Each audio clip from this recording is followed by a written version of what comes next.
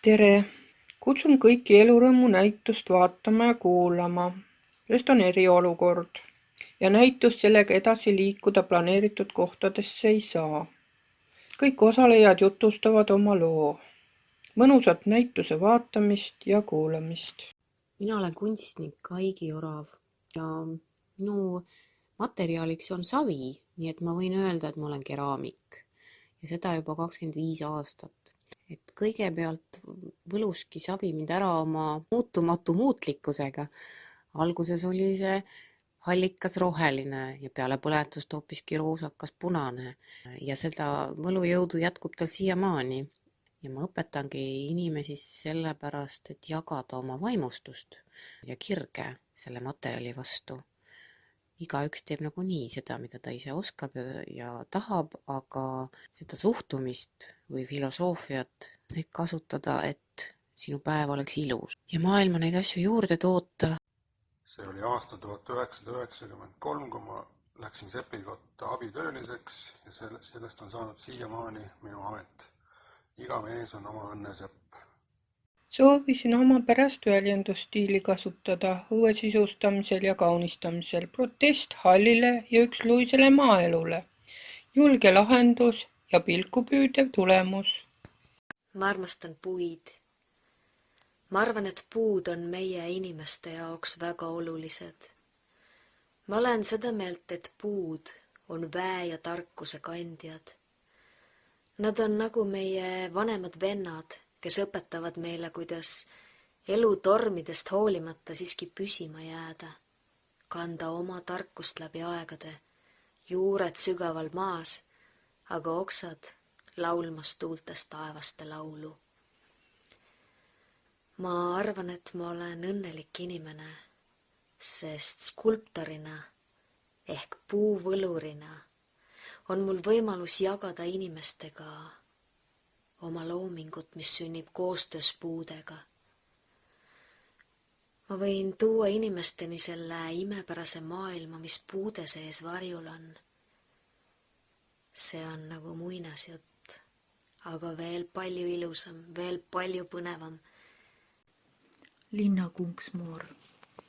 Võin küll suures linnas elada, aga hunt tulub ikka metsa poole ja mind tõmbab loodus ja taimemaailm, ilma milleta ma ei saa ja ei oska olla. Raamat Eesti ravimtaimed sümboliseerib minu jaoks seda, et loodusest leiab alati abi. Ta hoiab, lohutab ja ravib meid.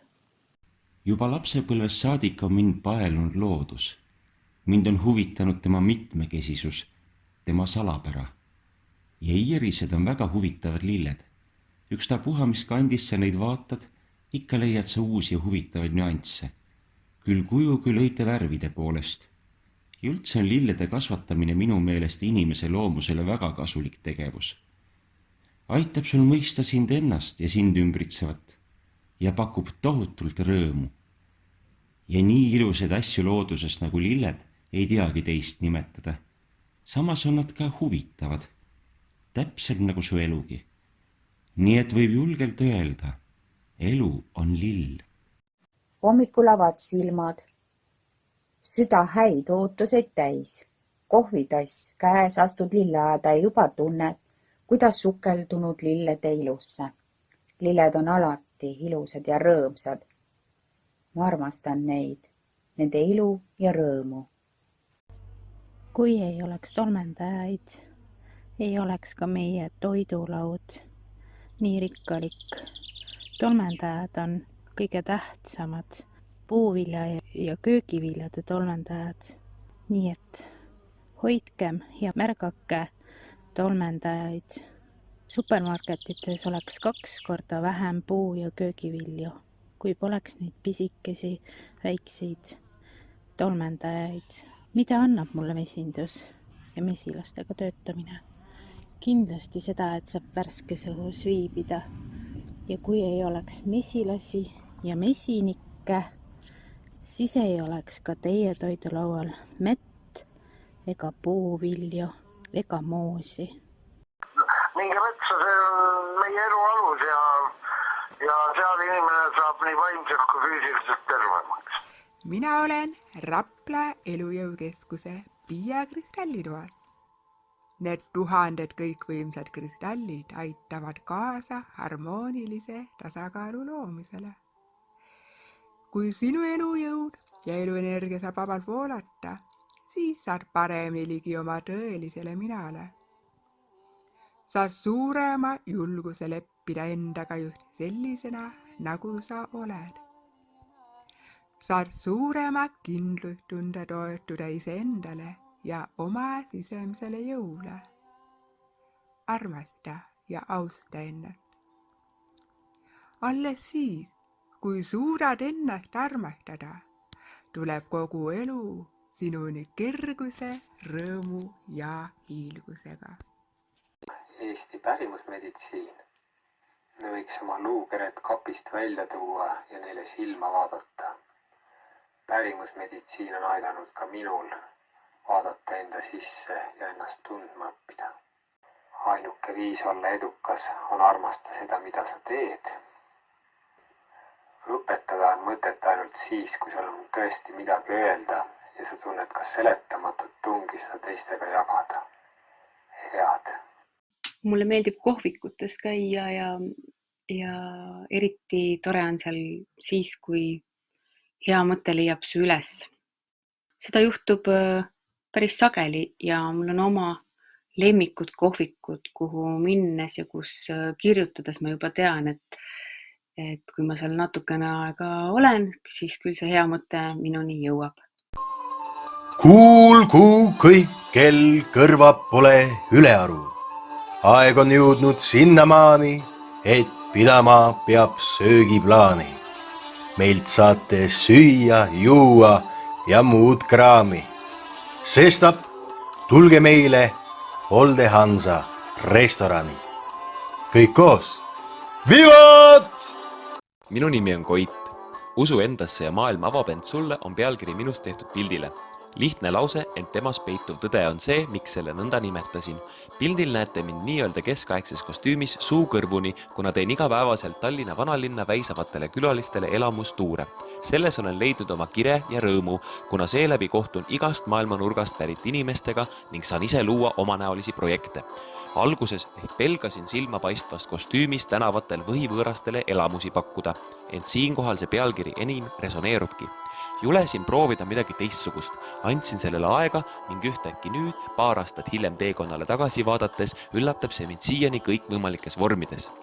Elu on kerge, elu on raske, kuid usun, et enamjaolt on vahe perspektiivis ning siinkohal aitabki see, kui oleme alati teadlikult hetkes ja võtame vastutust kõige eest oma eludes, sest just nii kõik need maailma võlud avastamegi. Aitäh! Minu nimi on Olev Luik ja siis minu pildi pealkiri, et sisemist tuld on hea aeg-ajalt välja mängima võtta, mis on ka täiesti tõsi ja sellepärast ma olen seal pildi peal tuld puhumas. No, see on selline huvitav hobi minu jaoks, et see on midagi, mis on natukene äge ja tundub natukene ohtlik ja näeb visuaalselt väga selline meeltlahutav välja. No, see on selline suur show.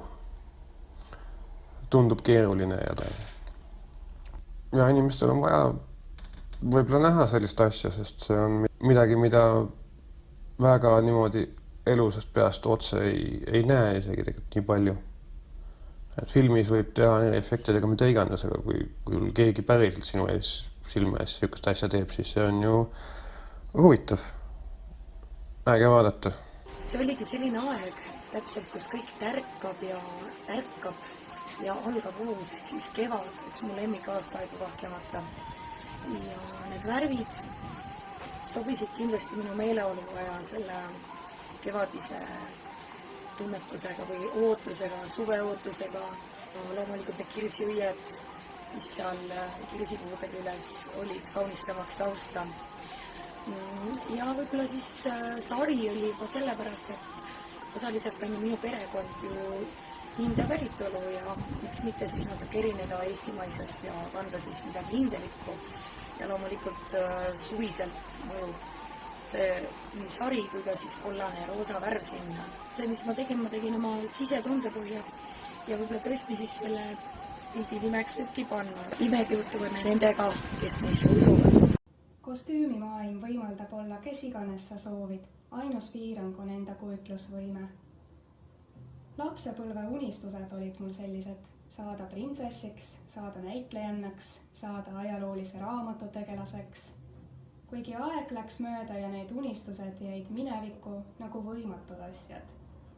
Ajani, mil ma avastasin oma lemmiklinna, Veneetsia ja selle maagilise karnevali. Veneetsia karnevalil pole piiranguid. Kõiki oma unistusi saab seal ellu viia. Kostüüm pole ainult riietus, see muutub enesetunnet, muutub kogu reaalsust. Nüüd juba 7 aastat on karneval mu aasta tipphetk.